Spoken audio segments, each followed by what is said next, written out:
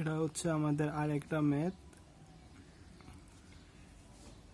এখানে দেওয়া আছে X Y Z is greater than 0 হয় তবে দেখাও যে এটা ইজ গ্রেটার দেন ইকুয়াল এখানে এই তিনটার গুণফল। তো আমরা ধরে নিব, এখানে অবশ্যই এটা আমি আগে থেকে লিখে রাখছিলাম, এটা আপাতত বাদ দিই। তো আমরা এখানের মধ্যে এই ম্যাথটাতে কি ধরে নিব, আমরা ধরবো a is equal to x plus y minus z, b is equal to y plus z minus x, আর হচ্ছে c is equal to z plus x minus y। তাহলে আমরা কি জানি, আমরা জানি arithmetic mean is greater than equal geometric mean. তো এখানের মধ্যে পদ আছে কয়টা, এখানে আমরা 3টা আছে, ওই জন্য আমরা এরিথমেটিক মিন আর জিওমেট্রিক মিনের সংজ্ঞা থেকে পাই। এরিথমেটিক মিন হচ্ছে প্রথমে 3টা যোগ করব, 3টা যোগ করছি ওই জন্য সংখ্যা দ্বারা ভাগ করব, মানে 3 দ্বারা ভাগ করব। আর এখানে জিওমেট্রিক মিনের ক্ষেত্রে 3টা গুণ করব, গুণ করার পরে পাওয়ারে 1/3 হবে। এখানে যতটা এরিথমেটিক মিনের ক্ষেত্রে নিয়ম হচ্ছে যতটা যোগ করব তত দ্বারা আবার ভাগ করব, আর জিওমেট্রিক মিনের ক্ষেত্রে হচ্ছে যতটা গুণ করব পাওয়ারে 1/, তত হবে।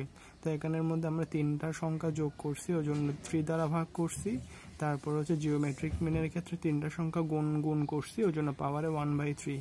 তো আমরা এখানের মধ্যে যদি a plus b plus c এর মানগুলো বসাই দিই তাহলে x plus y minus z, y plus z minus x plus z minus y divided by 3 is greater than equal a b c। এখানে 3টার গুণফল x plus y minus z, y plus z minus x, z plus x minus y, 3টার গুণফল পাওয়ারে কত, পাওয়ারে 1/3।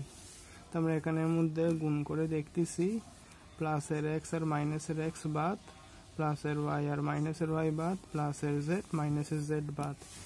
তাহলে এখানে শুধু থাকে x plus y plus z divided by 3, আর এটা হচ্ছে greater than equal x plus y minus z, y plus z minus x, z plus x minus y, আর এখানে পাওয়ারে 1/3। তা আমরা কি দেখতেছি, আমরা দেখতেছি যে আমাদের পাওয়ারে এই পাশে 3 আছে আর এই পাশে পাওয়ারে কোনো কিছু নাই।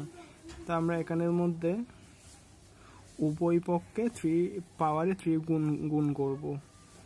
তো আমরা এখানে উভয় এই পাশে পাওয়ারে 3 গুণ করছি, আর ওই পাশে x plus y minus z, y plus z minus x plus z minus y, এই পাশে পাওয়ারে আগে থেকে 1/3 ছিল, সেটার সাথে আমরা পাওয়ারে 3 গুণ করছি। তো এখানে এই 3 আর এই উপরে 3 আর নিচে 3 কাটাকাটি যাবে।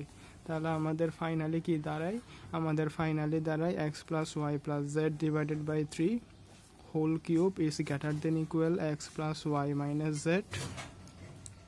y plus z minus x, z plus x minus y। তাহলে আমাদের এখানে পাওয়ারের মধ্যে কোনো কিছু থাকে না, আর এইদিকে পাওয়ারে থাকে x plus y plus z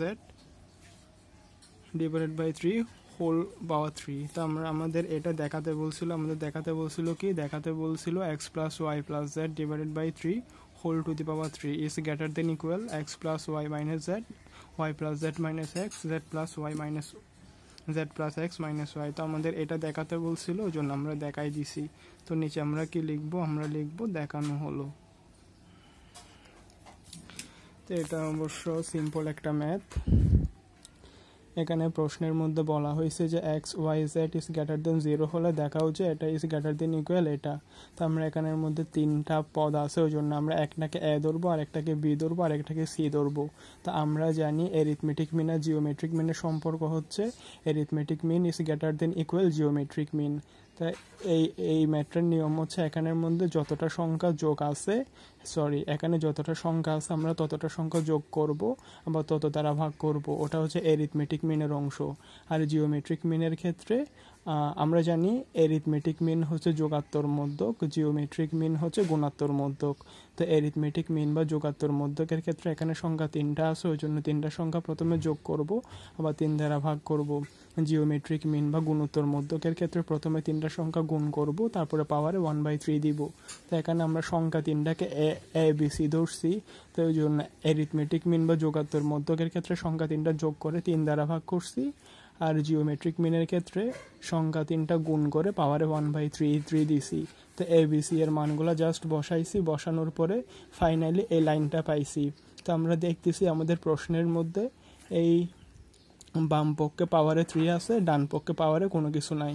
তো আমরা বাম পক্ষে পাওয়ারে 3 দিছি, তো পাওয়ারে শুধু এক পাশে দিলে হয় না, দোনো পাশেই দেওয়া লাগে।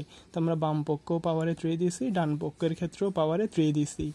তো আমরা এখানের মধ্যে এই 3 উপরে 3 আর নিচে 3 কাটাকাটি করে ডান পক্ষে পাওয়ারে কোনো কিছু নাই, আর বাম পক্ষে যেটা দেখাতে বলছে সেটা আমরা পেয়ে গেছি। তো আমাদের দেখাতে বলছে, আমরা দেখাই দিছি। কেউ চাইলে স্ক্রিনশট নিয়ে রাখতে পারেন। আর যদি ম্যাথটা না বুঝেন তাহলে আমাদের এই চ্যাপ্টারের যে প্লে লিস্ট আছে ওখানের মধ্যে এরকম সেম ম্যাথেরই আরও বেশ কয়েকটা ভিডিও আছে, চাইলে গিয়ে দেখে আসতে পারেন। এটা হচ্ছে আমাদের আর একটা ম্যাথ, ছোট একটা ম্যাথ। এখানের মধ্যে কি দেওয়া আছে, প্রশ্নে দেওয়া আছে যদি xyz ইজ গ্রেটার দেন 0 হয় এবং x plus y plus z is equal to 1 হয়, তবে দেখাও যে 1/x plus 1/y plus 1/z is greater than equal 9। তাহলে আমরা এখানে কেমনে করব ম্যাথটা, আমরা লিখব সলিউশন। আমরা জানি আমরা এই ম্যাথগুলোর ক্ষেত্রে যদি দেখা যায় ম্যাথের উপরে একই রকম সংখ্যা আছে, তাহলে আমরা ম্যাথের ক্ষেত্রে একটা সূত্র আছে এই ম্যাথগুলোর ক্ষেত্রে। সূত্রটা কীরকম, সূত্রটা হচ্ছে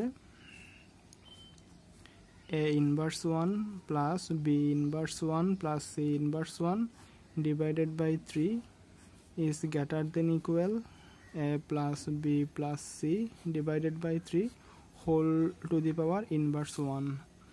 এটাই হচ্ছে এই ম্যাথগুলো করার সূত্র।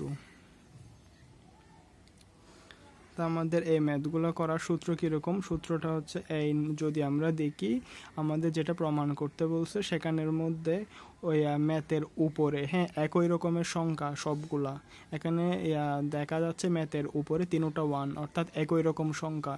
তো এরকম যদি ম্যাথের উপরে একই রকম সংখ্যা থাকে তাহলে ওই ম্যাথের ক্ষেত্রে এই সূত্রটা ইউজ হয়, a inverse 1 plus B inverse 1 plus C inverse 1 divided by 3 is greater than equal a plus B plus C by 3 whole inverse 1।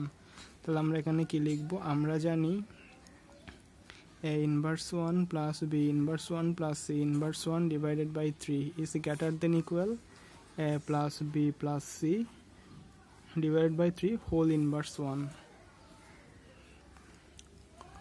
তো আমরা যদি এখানে এরকম ধরি a সমান x,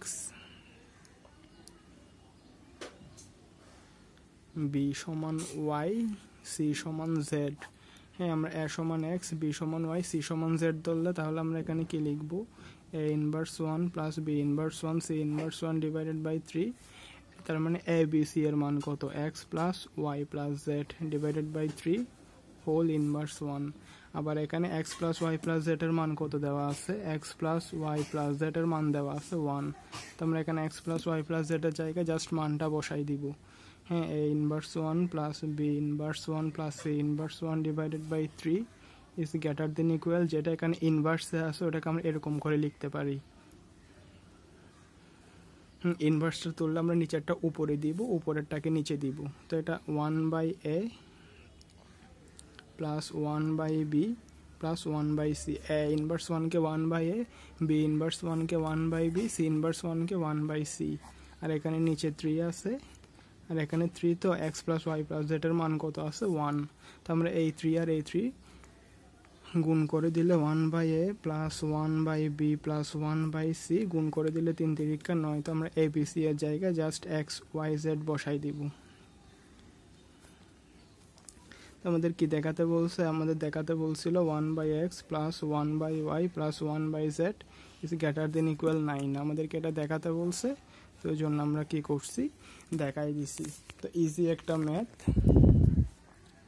আমাদের কি বলছে, প্রশ্নের মধ্যে বলা হয়েছিল x plus y plus z is greater than 0 হলে, হ্যাঁ, এবং x plus y plus z is equal to যদি 1 হয় তবে দেখাও যে 1/x plus 1/y plus 1/z is greater than equal 9। তা আমরা এইরকম ম্যাথের ক্ষেত্রে কি করব, যদি দেখা যায় এখানের মধ্যে আমাদের যেটা দেখাতে বলছে সেটার ক্ষেত্রে উপরে সবগুলার ক্ষেত্রে উপরে সবগুলার ক্ষেত্রে সমান সংখ্যা আছে, তাহলে এরকম ম্যাথটা করার নিয়ম হচ্ছে, একটা সূত্র আছে, সূত্রটা হচ্ছে a inverse 1 plus b inverse 1 plus c inverse 1 divided by 3 is greater than equal a plus b plus c divided by 3 whole inverse 1। এখানে সংখ্যা আমরা x y z তিনটা দেখতেছি, ওই জন্য আমরা a b c পর্যন্ত নিছি। আর যদি এখানে সংখ্যা আমরা 4টা দেখতাম তাহলে a b c d পর্যন্ত নিতাম। এখানে সংখ্যা 3টা আছে ওই জন্য 3 দ্বারা ভাগ করছি, এখানে সংখ্যা 4টা থাকলে 4 দ্বারা ভাগ করতাম। তো আমরা এরকম সূত্রটা ইউজ করব। কখন ইউজ করব, যদি এখানের মধ্যে যেটা আমাদের দেখাতে বলছে ওইটার ক্ষেত্রে উপরে সবগুলার ক্ষেত্রে সংখ্যা সমান থাকে। তো আমরা দেখতেছি আমাদের যেটা দেখাতে বলছে ওখানের মধ্যে উপরে সবগুলার ক্ষেত্রে সংখ্যা 1, অর্থাৎ সংখ্যা সমান। তো ওই জন্য আমরা এই সূত্রটা ইউজ করব। এই সূত্রটা এখানে লিখছি, লেখার পরে এখানের মধ্যে a সমান ধরছি x, b সমান y, c সমান z ধরছি। তো ধরার পরে কি করছি, আমরা জাস্ট এখানে মানটা বসাই দিচ্ছি। এখানে x plus y plus z is equal to 1 আছে, 1টা এদিকে লিখছি, লেখার পরে এরকম জাস্ট ক্যালকুলেশন করে মানটা বসাই দিছি। তো আমাদের যেটা দেখাতে বলছে ওটা আমরা দেখাই দিয়েছি, ছোট একটা ম্যাথ। আশা করি বুঝতে পারছেন।